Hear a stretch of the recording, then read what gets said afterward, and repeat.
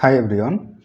in this video I am going to show how to solve square root of x times square root of x is equal to 5, or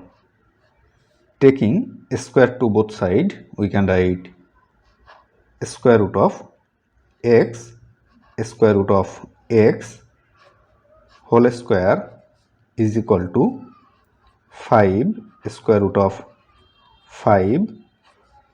whole square, or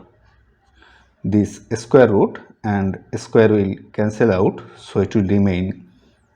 x square root of x is equal to, it will be 5 square times square root of 5 whole square, or x square root of x is equal to this 5 square times square root and square will cancel out, so it will remain 5, or x square root of x is equal to 5 square times 5 is 5 cube, or taking square to both sides again we can write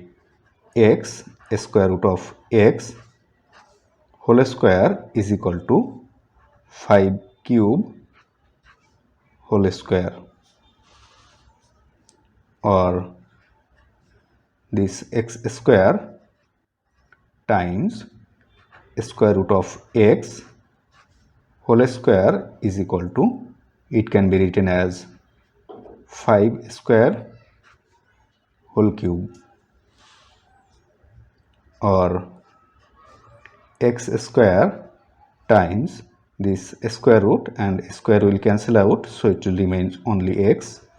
is equal to 5 square is 25 cube, or